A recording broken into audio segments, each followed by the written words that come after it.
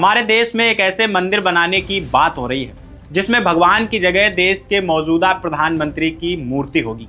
सुनने में यह बात जितनी असामान्य लगती है उससे कहीं ज्यादा गंभीर इसके पीछे छिपे वो सवाल हैं। सवाल सिर्फ मंदिर बनाने का नहीं है, सवाल यह है कि क्या किसी चुने हुए नेता को उसके संवैधानिक काम करने के लिए भगवान का दर्जा दिया जाना चाहिए, और क्या ट्रांसजेंडर समुदाय के लिए अलग मंदिर बनाना वाकई सम्मान और बराबरी की दिशा में कदम है, या फिर उन्हें समाज की मुख्य धारा से अलग करने का एक नया तरीका बन सकता है। आइए इसी सवाल को आज बहुत ही सिलसिलेवार तरीके से समझते हैं, तो बने रहिए हमारे साथ वीडियो के आखिर तक। नमस्कार, मेरा नाम है फैसल और आप देख रहे हैं द हिंदी टॉप। आज की यह पूरी खबर संस्कृति पांडे के एक लेख पर आधारित है जो जेएनयू के शोधार्थी हैं और जिसे द बायर हिंदी ने प्रकाशित किया है। इस लेख में पटना में प्रधानमंत्री नरेंद्र मोदी को समर्पित प्रस्तावित मंदिर और ट्रांसजेंडर समुदाय के नाम पर इस पहल को लेकर कई गंभीर सवाल उठाए गए हैं। हम इन्हीं सवालों को बहुत आसान भाषा में समझेंगे। दरअसल बिहार राज्य ट्रांसजेंडर कल्याण बोर्ड के कुछ सदस्यों की ओर से पटना में प्रधानमंत्री नरेंद्र मोदी को समर्पित एक मंदिर बनाने का प्रस्ताव सामने आया है। इसके पीछे तर्क यह दिया गया है कि केंद्र सरकार की पहल और खास तौर पर ट्रांसजेंडर व्यक्तियों के अधिकारों से जुड़े कानूनों के जरिए समुदाय को कानूनी पहचान और संस्थागत जगह मिली है। इसीलिए मंदिर को प्रधानमंत्री के प्रति आभार जताने के तौर पर देखा जा रहा है। और यह भी कहा गया कि ट्रांसजेंडर समुदाय के पास अपना कोई समर्पित धार्मिक स्थान नहीं है। ऐसे में प्रधानमंत्री नरेंद्र मोदी का यह मंदिर सार्वजनिक पहचान और धार्मिक जगह उपलब्ध कराने का माध्यम बन सकता है। लेकिन यहीं से संस्कृति पांडे के लेख का सबसे बड़ा सवाल सामने आता है कि क्या बराबरी का मतलब एक अलग मंदिर बनाना है। लेख में तर्क दिया गया है कि ट्रांसजेंडर या लैंगिक विविधता वाले लोगों को अलग धार्मिक जगह देने की जरूरत पर ही सवाल उठना चाहिए, क्योंकि भारतीय धार्मिक और सांस्कृतिक परंपराओं में लैंगिक विविधता से जुड़े कई उदाहरण पहले से मौजूद हैं। भगवान शिव का अर्धनारीश्वर रूप हो, विष्णु का मोहिनी रूप हो या महाभारत का शिखंडी, भारतीय पौराणिक कथाओं में जेंडर की विविधता के कई संदर्भ मिलते हैं। ऐसे में सवाल यह उठता है कि अगर मुख्य धारा की धार्मिक परंपराओं में इन रूपों और कथाओं के लिए जगह है तो ट्रांसजेंडर समुदाय के लिए अलग मंदिर क्यों? लेख के मुताबिक अलग मंदिर बनाने की सोच कहीं ना कहीं उस समुदाय को मुख्य धारा से जोड़ने के बजाय अलग पहचान और अलग जगह में सीमित कर सकती है। यानी जिस काम को समावेश के नाम पर किया जा रहा है उसका नतीजा अलगाव भी हो सकता है। अब इस पूरे मामले का दूसरा और शायद सबसे अहम सवाल प्रधानमंत्री नरेंद्र मोदी को भगवान का दर्जा देने से जुड़ा है। किसी लोकतांत्रिक देश का प्रधानमंत्री जनता द्वारा चुना गया प्रतिनिधि होता है।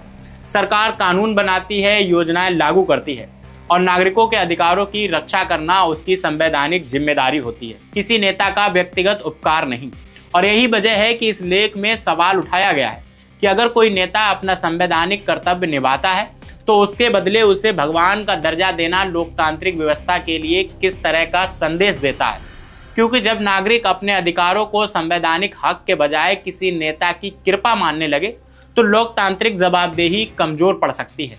यानी आज अगर किसी समुदाय को कोई अधिकार मिला है तो सवाल यह होना चाहिए कि उस अधिकार को कानून और संविधान कितना मजबूत बना रहे हैं। यह नहीं कि वह अधिकार किस नेता की वजह से मिला है और उसके बदले नेता की पूजा की जाए। लेख में इतिहास का उदाहरण भी दिया गया है। बिरसा मुंडे को इस लेख में इतिहास का भी उदाहरण दिया गया है। बिरसा मुंडा को आदिवासी समाज में धरती आबा के रूप में सम्मान इसलिए मिला क्योंकि उनका संघर्ष औपनिवेशिक शासन, शोषण और जमीन के अधिकारों से जुड़ा था।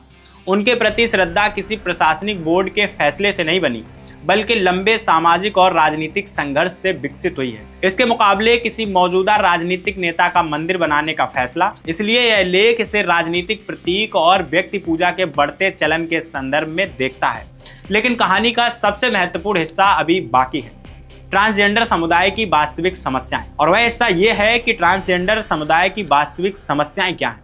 अगर किसी समुदाय के नाम पर मंदिर बनाने की बात हो रही है तो यह भी देखना जरूरी है कि उस समुदाय को जमीन पर किन समस्याओं का सामना करना पड़ रहा है।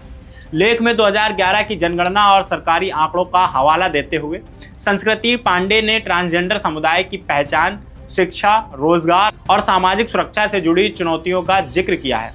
बड़ी समस्या यह है कि कानून बनने के बावजूद हर ट्रांसजेंडर नागरिक तक सरकारी सुविधाएं और कानूनी पहचान समान रूप से नहीं पहुंच पाती है। तो सवाल सीधा है क्या इस समुदाय को मंदिर की ज्यादा जरूरत है या फिर बेहतर शिक्षा, रोजगार, स्वास्थ्य सेवाएं, सुरक्षित आवास और भेदभाव से सुरक्षा की? और यही इस पूरे विवाद का मूल सवाल है। इसके अलावा लेख मंदिर और जाति व्यवस्था से जुड़े एक और पेचीदा सवाल को सामने रखता है कि अगर वास्तव में मंदिर बनता है तो वहां पूजा कौन करेगा, पुजारी कौन होगा, क्या ट्रांसजेंडर समुदाय के लोग खुद पूजा की जिम्मेदारी संभालेंगे या उन्हें गर्भगृह में प्रवेश और धार्मिक अधिकार मिलेंगे, और क्या उन्हें मंदिर के गर्भगृह में प्रवेश और धार्मिक अधिकार मिलेंगे, और अगर मंदिर पारंपरिक धार्मिक व्यवस्था के अनुसार चलाया जाएगा तो क्या वहां वही जातिगत और सामाजिक नियम लागू नहीं होंगे जिनसे समाज के कई वंचित वर्ग लंबे समय से जूझते आए। यानी सिर्फ एक नई इमारत खड़ी कर देने से पुरानी सामाजिक दीवारें खत्म नहीं हो जाती। अगर मंदिर बनाने का उद्देश्य सम्मान और बराबरी है तो असली परीक्षा इस बात की होगी कि उस जगह पर समान अधिकार वास्तव में मिलते हैं या नहीं। और यहीं पर यह बहस एक बड़े लोकतांत्रिक सवाल में बदल जाती है। किसी भी समुदाय को सम्मान देना जरूरी है, लेकिन सम्मान का मतलब यह नहीं होना चाहिए कि उसे अलग करके एक विशेष जगह दे दी जाए। बराबरी का मतलब है सार्वजनिक जीवन, शिक्षा, रोजगार, स्वास्थ्य, कानून और धार्मिक सामाजिक संस्थाओं में भी उसके लिए समान अधिकार हों। इसी तरह किसी नेता के प्रति सम्मान और किसी नेता की पूजा में फर्क होता है। लोकतंत्र में नेता से सवाल पूछे जाते हैं, उसके काम का मूल्यांकन किया जाता है और जरूरत पड़ने पर उसकी आलोचना भी की जाती है। अगर नेता को भगवान का दर्जा दे दिया जाए तो सवाल पूछने की लोकतांत्रिक संस्कृति कमजोर पड़ सकती है। डॉक्टर भीमराव अंबेडकर ने भी राजनीति में व्यक्ति पूजा को लेकर चेतावनी दी थी। उनका मानना था कि राजनीति में भक्ति या नायक पूजा लोकतंत्र के लिए खतरनाक साबित हो सकती है, क्योंकि इससे संस्थाओं और संविधान के बजाय व्यक्ति सर्वोच्च बन सकता है। इसीलिए पटना में प्रस्तावित मोदी मंदिर की बहस को सिर्फ एक मंदिर बनाने या ना बनाने के सवाल तक सीमित करके देखना शायद पूरी तस्वीर नहीं दिखाता। असली सवाल इससे बड़ा है।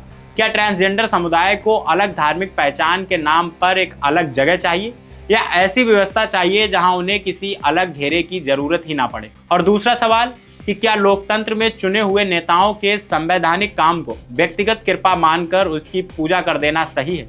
क्योंकि अगर किसी नागरिक का अधिकार संविधान देता है तो वह अधिकार किसी नेता की निजी संपत्ति नहीं है।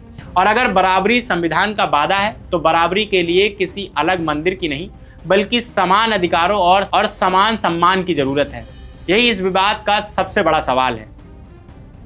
इस सब पर आप क्या सोचते हैं हमें कमेंट बॉक्स में जरूर बताइए। और अभी तक आपने हमारे चैनल द हिंदी टॉप को सब्सक्राइब नहीं किया तो सब्सक्राइब कीजिए और हमें social media platform Facebook, Instagram और एक्स पर फॉलो करना मत भूलिए।